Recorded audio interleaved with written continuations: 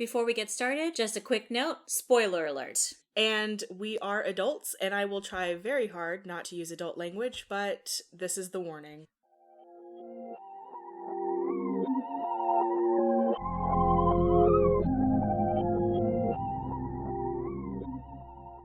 Hello and welcome to Fright Bites. My name is Jennifer. And I'm Sadina. Each episode, we will feature a short story or novella. You can read along with us by finding the full reading list posted on our website, lastlibraryonTheLeft.com, or our social media at LLOTL Podcast. So today's short story comes to us from Tor.com. It's titled You Know How the Story Goes, and it's by Thomas Olde Heuvelt. Yeah, I'm guessing it's Heuvelt. Yeah, Heuvelt, what I think. I don't know. And it was published in 2018 on Tor.com. How will I describe this in summary format? This is the hitchhiker story gone wrong. Yeah, there we go. Because I wrote hitchhiker urban legend equals very scary, but I love it. Because I love a good urban legend. One of the things that got me, I told Sadina in pre-production, is I just highlighted quotes from his story throughout the whole thing. They're too good not to mention. So the first one that I highlighted was from the main character's point of view. I don't believe in urban legends. Definitely not in ghost stories. I was like, oh, well, you will, sir. I think that kind of sells it though, because it reads like a blog entry. Yeah, it does. And he even mentions finding similar stories on Reddit threads. It reads like just yet another Reddit thread, which I've never fallen down the rabbit hole of Reddit. And it is probably a good thing because I was bought in hook, line, and sinker on this one. It scared the absolute piss out of me. I love to fall down a Reddit rabbit hole. The deepest I ever fell into that was during the last season of Game of Thrones, before anything happened and you're trying to figure out who's going to end up on the throne. And I fell deep and hard and I believed a bunch of different things. But yeah, that was the last time. So I identify with the whole Reddit thing very, very closely. So as you go through this story, oh, hey, Chainsaw. I see his tail. Oh, is he not looking for his girlfriend right now? Yeah, he's looking for ginger tea. Oh. Yeah, there she is. She's walking through the little gate on the porch, hunting bugs in the grass. What a silly. All right, back to the scaries. Yes. So the next paragraph that I did highlight something is you're getting to the point where in the story so far, he's out and about and his friend has asked him, are you going to get a ride home? And he's like, no, because he plans on sleeping with this woman. They're at a bar and this guy I don't even think he's approached her. And he's already like, no, I'm not going home. I'm getting laid. And so he's already thrown out his chance. So I forgot how arrogantly this started out. It dives so deeply into terror so quickly. Yeah. That, I think I forgot he was just kind of a dick. The girl goes, I'll send you a WhatsApp message. And I was like, oh, it's the hitchhiker for the digital age. We've got WhatsApp and Reddit. And so he's talking about the fact that he told his ride no. The girl didn't take him home. And so now he's got to figure out a way to get home. And he goes, I felt foolish for getting so far away from town because he's just walking. Mm-hmm. And he goes, it was quieter than expected. And just out of impulse, he put his thumb out to hitch a ride. And he goes, the car stopped. I was drunk enough not to hesitate when I got it. And I was like, oh my God, like that's not good. That's not good. But lucky for him, he sees the person that picks him up is a decent person and it's a student, but the student can't take him the full distance of his ride. So the student drops him off and he's left to hitchhike again. Right. He needed to get through a mountain and the student was like, well, I'm not taking the tunnel. I'm not going through the mountain. He figures he can find someone else to take him through the mountain. And time gets away from him. So I think he's starting to get nervous. And I highlighted another part. It was what he says, and it had textbook creepiness, but it creeped me out. It says, my breathing seemed loud because it was so quiet. I felt misplaced, like I didn't belong here, like I was a brand new swing set in the yard of a burned down farmhouse. It had textbook creepiness written all over it. I wiggled my hands in my pocket, jogged up and down the road divider, couldn't keep warm, couldn't ditch that sense of unease too. Suddenly I understood why. I wasn't alone at all. And I was like, ooh. Because that's every woman's nightmare, right? Right. I've already gotten so suckered in at this point too, because I'm living in New England. It's my night shift. I'm at the adult reference desk. I'm bored. I'm just reading Tor original fiction and I walk home. So I'm already kind of in the mindset where I'm thinking parallel to this guy because I've Yeah. absolutely had to walk long distances when I missed the last train because I was out drinking or whatever. And all of his anxiety, the more it builds and as things become more creepy and like the stoplight that he describes and the flickering and all of it. And I was like, oh my God, oh my God, oh my God. Like you've seen all of this transpire. Yes. It's really creepy. And then as he's talking about all this, he goes, I ran around the back of the car, a Toyota Prius in blue crushed metallic. And I was like, that's not scary. Kind of snaps you back to reality just for like a millisecond. Mm-hmm. And then it takes you deep dive back in because the person in the car who's gestured him over, he says, I can't go away because they've already seen me. Their wave could have meant literally anything. Be welcome. I'll take you where you need to go. But also, I see you now. You'll never be fully unseen anymore. And I'm like, As it progresses, it gets progressively worse and it scares me. I think part of the reason why I was so unnerved was because I was expecting the story kind of starts off feeling like the classic hitchhiker story, but the hitchhiker's always the ghost. Take her home to her parents, and then the sweater's on the grave the next morning, whatever. But the ghost is the driver this time. And I was like, I don't like that. Right. Because it's always been the other way around. But also, everybody has seen that desolate gas station. Yeah. Everybody's driven at night, seen that desolate gas station with like the flickering lights and the deep shadows. And we've all taken overnight drives and had to stop at that gas station. Yep. Risk it all just to fill the tank. Yeah. Because you don't know when the next one is coming up. Right. Oh, and I think that's really why he got in the car with her too, because he had these other excuses, but really it's getting so late. How many cars is he going to see? Yeah. He realizes this is his real only chance to get through the tunnel, because otherwise he said he'd be walking all night. Yeah. Oh God, it's just so scary. This one was a really scary one. The tunnel of it gave me very much Sleepy Hollow vibes. Oh yeah. He says he keeps forgetting her face. When he's in the car with her, the driver, anytime he tries to look at her, immediately when he looks away, he can't remember what she looks like. And she's talking to him and telling him this story, which, I don't know, it just really messed me up, y'all. Yeah. And also he's always shocked by how tall she is. And he's like, in this tiny Prius, and she's so tall and she's like an optical illusion. Exactly. He says that somehow she's taking up more space than the car allows. Blech. Yeah, the stories she tells are very bleak.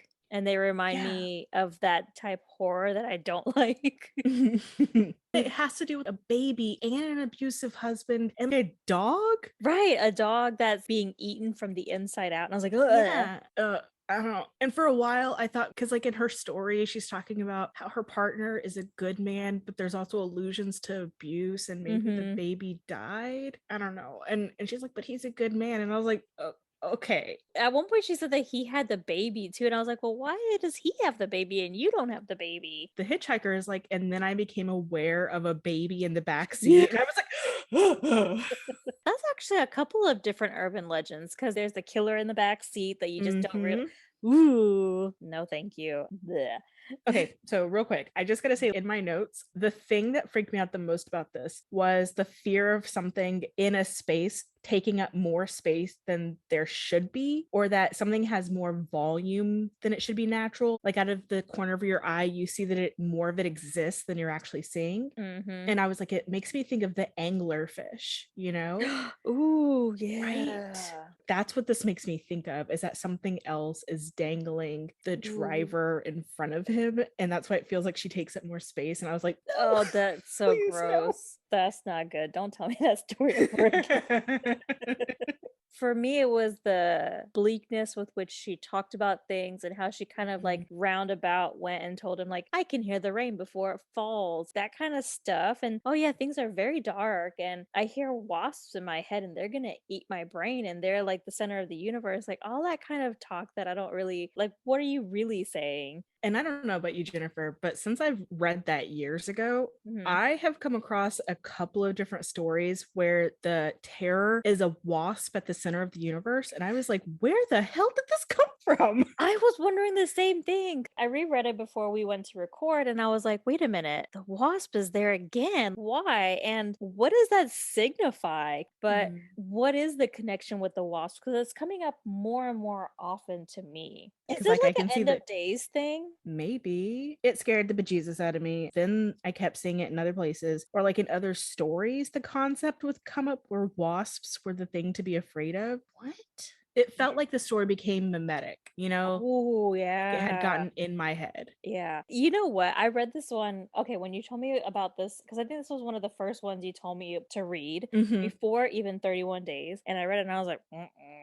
Oh, we're going to cover it for 31 days. I was like, oh, okay, I read that one already. It is a pretty quick read. And I was like, this one is so dark. Like, because every time I read it, I find more things and I'm like, oh my gosh, that's really, really dark. And Yeah. I discover something new every time I read it. It's too creepy. I didn't even get a chance to look up any of the places. Did you look up any of the places? No, but because it takes place in like Croatia, which I have traveled to Croatia before, Mhm. and I was like imagining the small towns and the little, Mhm. because yeah, like the places to go party are really far from where people are. Because I stayed in Dubrovnik and Medjugorje, and we were there Mhm. for like a little while, and Mhm. you know, just so we haven't even gotten to the part where the wasp lady anglerfish thing coming to the end of her story and Mhm. everything is starting to unravel for this guy and Yeah. he's like, I have to get out of this car because she's going to drive us off. I'm going to die. And she's growing bigger inside of the car. She's taking up more space Mhm. and they get into an accident and he survives. And I was like, oh my God, it's done, because like that's usually what happens, right? Right. Once you've crossed the tunnel, something catastrophic happens and you've made it through, you have made it officially through. You are the final girl in that situation. Right. But she came back. And that was the other thing too. I was like, well, she's done with her cycle, you know, Mhm. her haunting, her Yeah. impression, but it wasn't. Came back to hunt him through the tunnel. Then she took up the space of the tunnel. You had this sigh of relief. We're like, okay, cool. It's good and it's wrapping Mhm. up. And I was like, oh no, she's back and she's worse. Yeah. She's back and she's worse. Yes. Blech.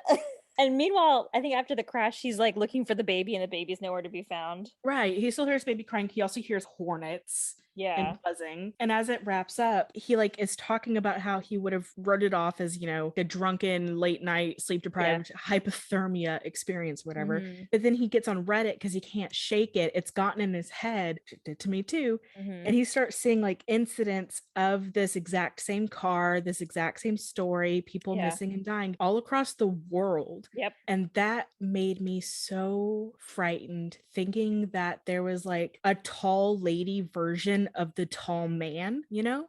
Yeah. But it was a car instead of something like a shadow that creeps down the hall. And I was like, I hate this, to think that there's a tall lady on the highway that's a predator of hitchhikers Mhm. worldwide, just like the tall man who comes into your room.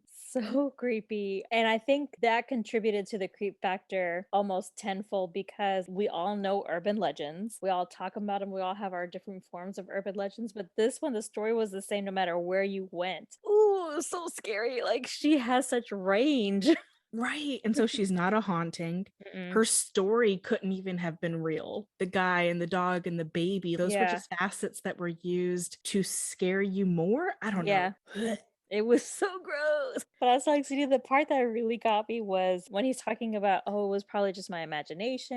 And he goes, but then I see the student's face before me, the student that picked him up. Mm-hmm. And he's like, Igor was his name, and he was a friendly looking guy. I feel there's a connection between us. He could have been me, I could have been him. Oh, yeah. He goes, what did she tell him during the last moments of his life? And you're like, oh, she got to him too. And he didn't go through the tunnel, at least that night. So he obviously went through it on his own another time and he died. Yeah, because he was in the news. That's right. That's how he, Yeah. because it was the image of the same car that was in the article. So because my dumbass, I'm reading it pitch because the sun goes down at 4 p.m. in the winter up in New England. And so it's been dark for hours. So it's late at night. I have to walk to my bus stop and then walk quite a ways to get to my apartment down through Harvard Square. And I have to come up out of a tunnel, by the way. And all the streets are like really weird and windy. They had never frightened me before. That night walking home, they really scared the crap out of me. I would have been freaking out because I'm already afraid of New England because I feel like that's it's very haunted. And so I'm already very afraid of that area, even though I want to visit because of the aesthetics of what fall would look like up there. But yeah, as my black cat just is back in the background. Yeah, he's playing into the whole atmosphere of this nonsense. Oh yeah, I would have been totally freaking out. I've been like, you know what? It's time to move. I don't think I slept well that night. I think I was nervous that entire night, thinking about the wasp at the center of the universe and the tall lady preying on hitchhikers and the tall man. And I was just like, I'm not okay. You know what really freaks me out? The parts where I just remembered I was sweating and where he would like just forget himself and then he'd remember himself because that was the impact that she had on him. And that part really made me nervous. That was what freaked me out. And I'm glad I read it during the day. Yeah. I think that part of the fear factor too is the way the story is written. It's as if you're just having a drink with a guy who went through a really shitty episode. And it feels like the classic slumber party story or you know, it messed me up. It was so bad. And then I was like, hey, you want to read a scary story? Oh man, but it was good. Yeah, we hope that you like that one. That's probably one of my favorite online short stories. I would agree. I think it was well written. It was descriptive. I don't want to say it was fast paced. It was a nice, good, slow burn. It paced itself really well. Yeah, it added on to that fear little by little and just really played on your emotions. It was the wasp in the center of the universe. Yes. Oh my god. This one was really creepy. And then the little graphic that they put with it with a woman, that doesn't help either. No, that is a great painting though. I mean, it is. I would not have that in my house. It's so spooky. But yeah, I hope y'all enjoy it too. This was a really good one. Yeah, I like how since we've gotten to know each other, especially through horror, 99% of the time it starts off with, what the fuck has Sadina gotten me to read? And then it becomes like, oh no, this was good. Like I enjoyed it. Yeah. That is legit 99%, with the exception of one, which I don't know when we'll air it, which is X's Fries, but you agree with me on that one. So yes, that's true. I remember thinking, I was like, maybe we aren't compatible with horror. Like, did we? I'm too campy. But it's a good balance. It's a good balance. It is a good balance. All right, guys. I hope you guys enjoyed this episode. It was a fun one to record, and we'll see y'all tomorrow for the next one. All right. Bye. Bye.